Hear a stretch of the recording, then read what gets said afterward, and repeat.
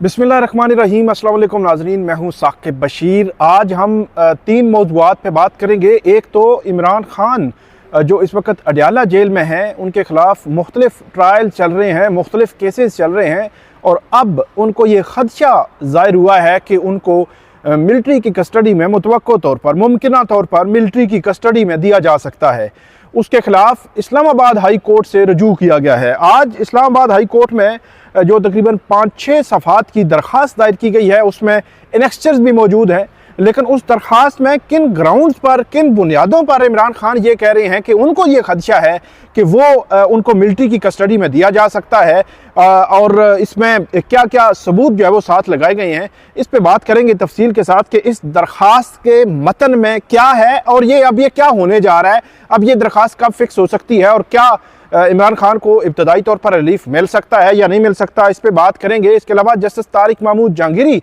साहब के मामले में जो तकरीबन 4-5 रोज़ से चीज़ें चल रही हैं, उस पर जो है वो बात करेंगे, सरसरी बात करेंगे कि अब मामला होगा क्या। इसके अलावा आज एक मिसिंग पर्सन का केस था जिसकी समाअत जस्टिस बाबर सत्तार ने की है। बड़ी अहम समाअत हुई है। उस समाअत से मुतल्लिक आपको आगाह करेंगे कि उस समाअत के दौरान ऑर्डर्स क्या हुए हैं। आप हमारे साथ रहिएगा, हमारे यूट्यूब चैनल को ज़रूर सब्सक्राइब करें, बेल आइकन का बटन ज़रूर प्रेस कर लें ताकि जब भी हम कोई वीडियो अपलोड करें तो फ़ौरन उसका लिंक आपको मिल जाया करे। हम शुरू करते हैं। ये पटिशन आज फाइल हुई है, बड़ी ही अहम और गैर मामूली नौइयत की ये पटिशन है। इमरान खान की जानिब से उज़ैर करामत भंडारी एडवोकेट हैं सुप्रीम कोर्ट के, उन्होंने, और मियाँ समीउद्दीन एडवोकेट हैं सुप्रीम कोर्ट के, इन्होंने ये दरख्वास्त जो है वो इस्लामाबाद हाई कोर्ट में दायर की है। इमरान खान की जानिब से दरख्वास्त दायर की गई है और इस दरख्वास्त में जो सेक्रेटरी लॉ है, सेक्रेटरी कानून है, सेक्रेटरी दिफा है, सेक्रेटरी इंटीरियर है, और इसके अलावा जो IG पंजाब है, IG इस्लामाबाद हैं, IG जेल खाना जात हैं, उनको फरीक बनाया गया है। सुप्रिटेंडेंट अडयाला जेल को फरीक बनाया गया है और FIA को भी इस दरख्वास्त में फरीक बनाया गया है। इस दरख्वास्त के शुरू में ही इमरान खान के हवाले से जो उज़ैर भंडारी हैं वो ये लिखते हैं कि इमरान खान के ख़िलाफ़ 2022 में अप्रैल में इमरान खान बतौर प्राइम मिनिस्टर जो है उनको हटाया गया और उसके बाद से लेकर ऑनवर्ड अब तक उनके ख़िलाफ़ मुख्तलिफ़ किस्म के केसेस जो है वो तकरीबन 2 साल से केसेस बन रहे हैं, ख़त्म हो रहे हैं, बन रहे हैं, ख़त्म हो रहे हैं। और उनमें एक केस 9 और 10 मई को के हवाले से भी है जिसका एक पूरा जो है वो बैकग्राउंड है, जिसके हवाले से जो डॉक्यूमेंट्स हैं वो उन्होंने साथ लगाए हैं। मतलब जो FIRs हैं जो इमरान खान जिनमें नामज़द हैं, उन FIRs का इसमें ज़िक्र किया गया है। तो इसमें 9 मई के मुकदमात का जिक्र है और उसके बाद ये इस पटिशन में ये भी कहा गया है कि लाहौर हाई कोर्ट का जो डिवीज़न बेंच था उसने इमरान खान की 9 मई के मुकदमात में जो रिमांड था वो डिक्लाइन किया था। इससे कबल जो इंसदाद दहशतगर्दी की अदालत है लाहौर की, उस अदालत ने उस रिमांड को दिया था, जिस रिमांड को डिक्लाइन कर दिया, मतलब मुस्तरद कर दिया था लाहौर हाई कोर्ट के जो डिवीज़न बेंच था। और लाहौर हाई कोर्ट के डिवीज़न बेंच ने ये करार दिया था कि इसमें ऑडियो, वीडियो या कोई ऐसा सॉलिड कोई सबूत प्रोसिक्यूशन पेश करने में नाकाम रही है कि जिसकी बुनियाद पर कहा जाए कि उनको रिमांड मिलना जो है वो ज़रूरी है। इस बड़ी अहम जजमेंट का हवाला जो है वो दिया गया है और ये भी कहा गया है कि जो फिज़िकल रिमांड जो उनकी ज़मानत की दरख्वास्त है, उन केसेस में अब बेल आफ्टर अरेस्ट की वो जो 9 मई के केसेस हैं वहाँ जो लाहौर में पेंडिंग है। इसके अलावा इमरान खान की जानिब से इस दरख्वास्त में ये भी कहा गया है कि लाहौर हाई कोर्ट ने इस हवाले से बड़ी अहम जो जजमेंट दी थी, उस जजमेंट के तनाजुर में अगर देखा जाए तो उनको उनकी जो हवालगी है वो हवालगी इस तरह अगर देने से उनके जो राइट्स हैं, जो हुकूक हैं, वो मुतासिर होंगे। ये भी इस जो है वो दरख्वास्त में कहा गया है और ये बताया गया है कि मुख्तलिफ टेलीविज़न, प्रिंट और सोशल मीडिया पर ये जो है वो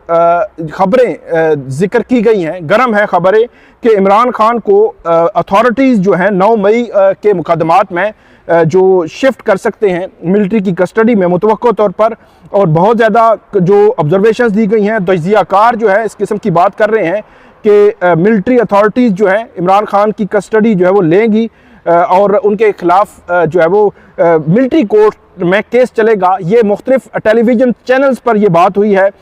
और ये कहा गया है कि दर हकीकत इमरान खान के ख़िलाफ़ इस किस्म का जो चीज़ है ये करके उनके जो राइट्स हैं, मीडिया पर ये रिपोर्ट हो रहा है तो उनके हुकूक मुतासर होने का ख़दशा है। उसके बाद ये भी कहते हैं कि कुछ हफ्ते कबल एक रिटायर्ड आर्मी ऑफिसर, वो जनरल फैज़ हैं जिनको आर्मी ने अपनी कस्टडी में लिया हुआ है। रिटायर्ड आर्मी ऑफिसर जो है उनका नाम नहीं लिखा गया जनरल फैज़ में, जनरल फैज़ का नाम इस पिटीशन में नहीं लिखा गया। उनको मिलिट्री की कस्टडी में लिया हुआ है और इस हवाले से जो खदशात और मुमकिनात जो है वो कि इस वाले से रिपोर्ट हुए हैं मीडिया पर कि वो इमरान खान के ख़िलाफ़ अप्रूवर बनेंगे, वादा माफ़ गवाह बनेंगे इमरान खान के ख़िलाफ़, कि ये बातें मीडिया पे आ रही हैं। ये कहते हैं इमरान खान इस पटिशन में अपने वकील के ज़रिए, और ये कह रहे हैं कि और इमरान खान का केस 9 मई का केस जो है वो मिलिट्री कोर्ट में का जो है वो भेजा जाएगा, ये भी कहा गया है। और इसमें जो अप्रीहेंशन है उसका जो जिक्र किया गया है कि बैरिस्टर अकील मलिक जो वफाकी हुकूमत के स्पोक्स पर्सन हैं लीगल अफेयर्स के, उन्होंने 23 अगस्त को टेलीविज़न चैनल पर जो है वो ये कहा कि जो अब्सोल्युटली उन्होंने कहा कि जो इमरान खान की जो ट्राई हो सकते हैं, और ये भी उन्होंने कहा कि प्रोविजंस मौजूद हैं आर्मी एक्ट 1952 में और वो एप्लीकेबल होंगी किन पर, इमरान खान पर। और ये कहा गया है कि इसी तरह जो फेडरल मिनिस्टर लॉ हैं, वज़ीर कानून हैं आज़म नज़ीर तारड़, उनसे भी जब इस किस्म का सवाल हुआ तो ये भी मुख्तलिफ टीवी चैनल्स पर यह खबर जो है वो चली है कि आज़म नज़ीर तारड़ ने यह कहा कि इमरान खान को मिलिट्री कस्टडी में दिया जाना है या नहीं, उनका केस मिलिट्री कोर्ट में चलना है, यह पंजाब हुकूमत ने डिसाइड करना है, जिससे ऐसे लगता है कि ऐसी कुछ मूव हो सकती है। ये इस दरख्वास्त में ये कहा गया है। और ये भी कहा गया है कि इस इकदाम से वही बात कि इमरान खान के हुकूक मुतासर हो सकते हैं, ये वकील की जानिब से इस्तदा की गई है। इसमें सुप्रीम कोर्ट में जो मिलिट्री कोर्ट्स का फ़ैसला है, 5 मेंबर का फ़ैसला है, उस फैसले में जवाद एस ख्वाजा के केस में जो फ़ैसला आया, जो मिलिट्री कोर्ट्स में सिविलियंस के ट्रायल को कलअदम करार दिया गया, उसके ख़िलाफ़ अपील इस वक्त भी सुप्रीम कोर्ट में जो है वो पेंडिंग है। और सुप्रीम कोर्ट जो है वो अक्टूबर 2023 को सुप्रीम कोर्ट में ये फैसला हुआ था और फिर दिसंबर 2023 को सुप्रीम कोर्ट ने उस पर स्टे दिया हुआ है। सुप्रीम कोर्ट ने ये कह रखा है कि मिलिट्री की कस्टडी में जितने लोग हैं, 104 लोग मिलिट्री की कस्टडी में थे, 20 लोग जो है वो ईद उल फितर पर उनकी सज़ा जो है वो तकरीबन 1 साल थी या 1 साल से कम थी, किसी की 9 माह, 10 माह, 11 माह, तो उनकी सज़ाएं अगर 1 माह रह गई थी तो वो सज़ाएं आर्मी चीफ की जानिब से उनकी माफ़ी दी गई और उनको रिहा कर दिया गया था ईद उल फितर पर। तो यूं तकरीबन 84 लोग इस वक्त भी मिलिट्री की कस्टडी में मौजूद हैं, जिनके जो ये तय होना है कि उनका सिविलियंस ट्रायल होगा या मिलिट्री ट्रायल होगा, क्योंकि इससे कबल जो चीफ जस्टिस उमर अता बंदयाल थे पहले, उसके बाद जस्टिस एजाजुल एहसन थे, उनकी सरबराही में जो बेंच था उसने मिलिट्री कोर्ट्स में सिविलियंस के ट्रायल को कलअदम करार दिया था, गैर आईनी और गैर कानूनी करार दिया था, जिसके खिलाफ अपील पेंडिंग है सुप्रीम कोर्ट में। अगरचे सुप्रीम कोर्ट में तकरीबन 3-4 माह हो गए हैं, 3 माह हो गए हैं, सुप्रीम कोर्ट में बेंच नहीं बन सका, इस अहम केस की समाअत नहीं हो सकी, ये केस आगे नहीं बढ़ सका। ये केस जो है वो एक नुक्ता जो है वो इसमें डिसाइड होना है कि जो सिविलियंस हैं उनका ट्रायल मिलिट्री में होना है या उनका ट्रायल सिविलियन कोर्ट्स में होना है। इस नुक्ते को डिसाइड करने के लिए सुप्रीम कोर्ट बैठी हुई है पिछले साल से, लेकिन आज तक ये नुक्ता डिसाइड नहीं हो सका और 84 लोग इस वक्त की मिलिट्री कस्टडी में हैं और 84 लोगों के ख़ानदान इस इंतज़ार में हैं कि उनको पता चले कि उनके जो बेटे हैं, उनके जो घर वाले हैं, उनके साथ क्या होना है, उनका ट्रायल कब होना है, कैसे होना है, उनको किन की कस्टडी में रखा जाएगा। तो ये मल्टीपल चीज़ें हैं जो सुप्रीम कोर्ट ने डिसाइड करनी हैं। तो अब सुप्रीम कोर्ट के उस फैसले का हवाला इसमें दिया गया है कि जिसमें मिलिट्री की कस्टडी के हवाले से कि मिलिट्री कोर्ट्स में सिविलियंस के ट्रायल जो है वो नहीं चल सकते, गैर आइनी जो है वो करार दिया गया। और उसमें सारा लिखा गया है कि उसमें 9 मई के जो है वो लोग मौजूद थे और उसके बाद इस वक्त अपील भी सुप्रीम कोर्ट में पेंडिंग है इसके हवाले से। और ये भी ये कहा गया कि इस बुनियाद पर भी जो है वो जो इमरान खान है उनको उनके ख़िलाफ़ जो इस किस्म का इकदाम नहीं हो सकता, नहीं होना चाहिए, ये इस दरख्वास्त में कहा गया है। और इस दरख्वास्त में मज़ीद ये भी कहा गया है कि एक जेन्युइन पॉसिबिलिटी मौजूद है कि आर्मी अथॉरिटीज़ इमरान खान की कस्टडी लेंगे, ये कहा गया है। और इसमें ये कहा गया है कि ये गैर आइनी है और जो पाकिस्तान तहरीक इंसाफ को पिछले 2 साल से जिस तरह ट्रीट किया जा रहा है, जिस तरह उनके खिलाफ केसेस बन रहे हैं,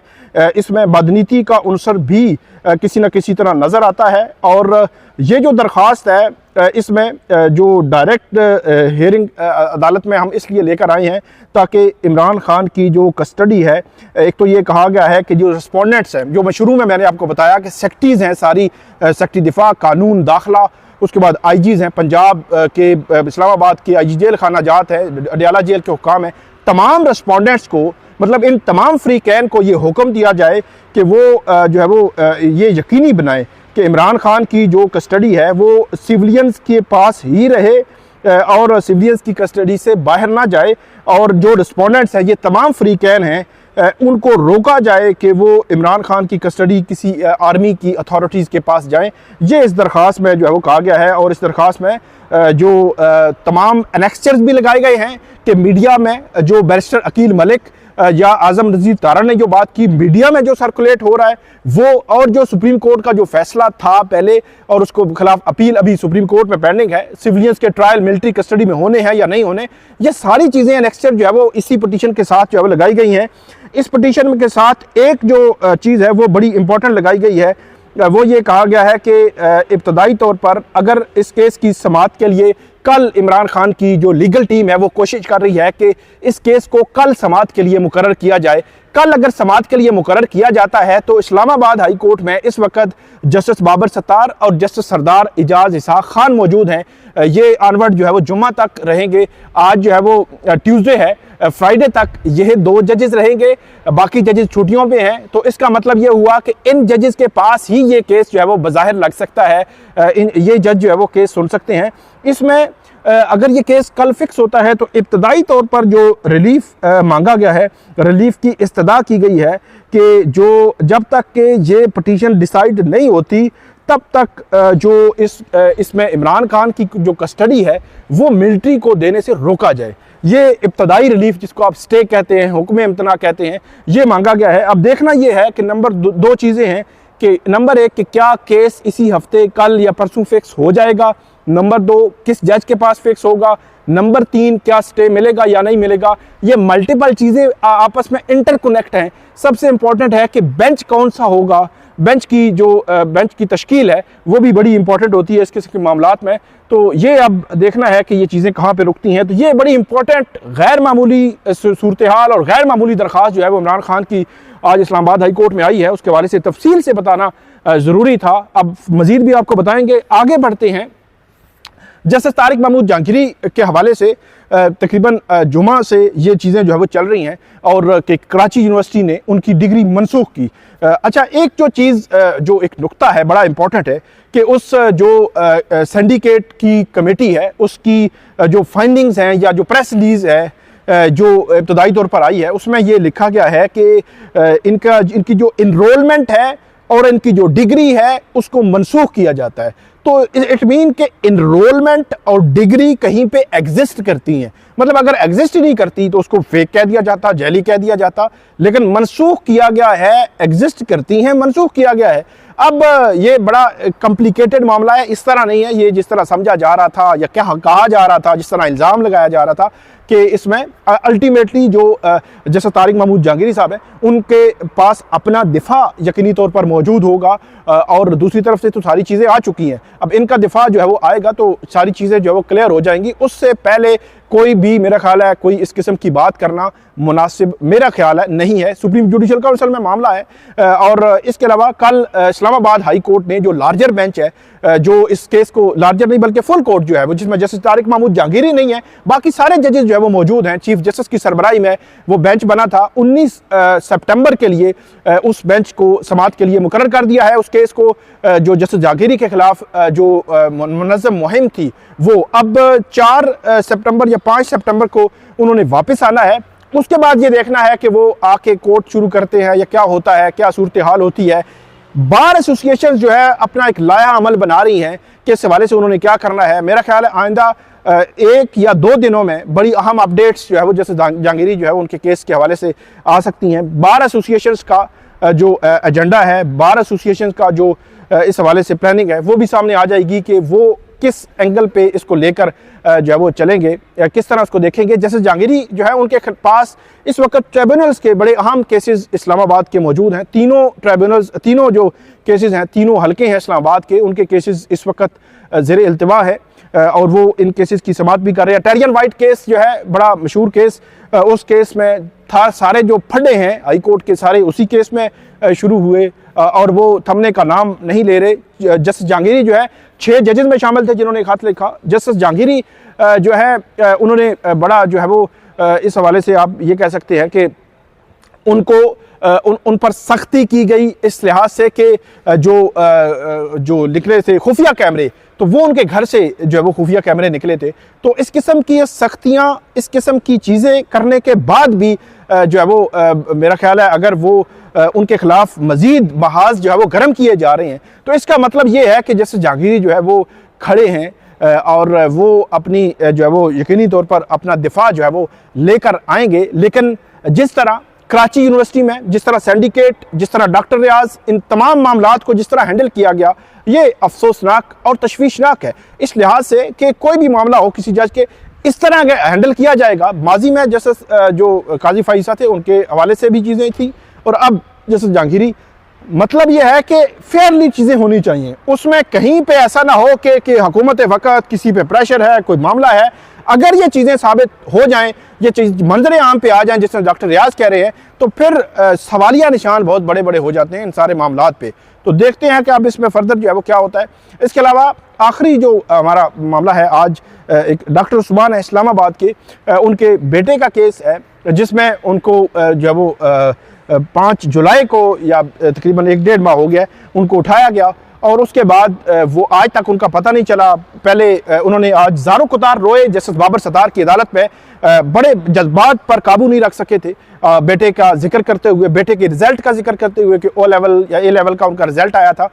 और उसके बाद उन्होंने सारी कहानी भी बताई कैसे लोग आए, लोगों ने कहा चुप हो जाएं, 6 घंटे बाद वापस आ जाएंगे, 2 दिनों के बाद, 4 दिनों के बाद, हफ्ते बाद, महीने बाद वापस आ जाएंगे, नहीं आए, 2 माह वापस नहीं आए। अब जो है वो उन्होंने एडवोकेट ईमान मजारी को वकील किया है। पहले तो FIR का इंतराज किया गया है और अब यहाँ पे इस्लामाबाद हाई कोर्ट में दरखास्त दायर की गई है। जस्टिस बाबर सत्तार ने परसों जुमरात को उनको बाजियाब करा के अदालत के सामने पेश करने का हुक्म दिया है और ये पंजाब को ये कहा है कि सेक्टर कमांडर उनको मुआवनत करेंगे। वो इस हवाले से जितनी भी डिवाइसेज हैं उनकी लोकेशन चेक करें, गाड़ियाँ जो नज़र आ रही हैं वीडियो में उनको चेक करके परसों जो है वो यहाँ पे रिपोर्ट जो है वो जमा करवाई जाएगी। तो ये बड़ा अहम केस है, परसों जो है वो देखेंगे और कल मिलिट्री की कस्टडी देने ना देने का मामला जो है इस पर अगर फिक्स हो जाता है तो उस पर मुतल्लिक अपडेट आपको करेंगे। आप हमें फीडबैक दीजिएगा, कमेंट कीजिएगा। बहुत शुक्रिया।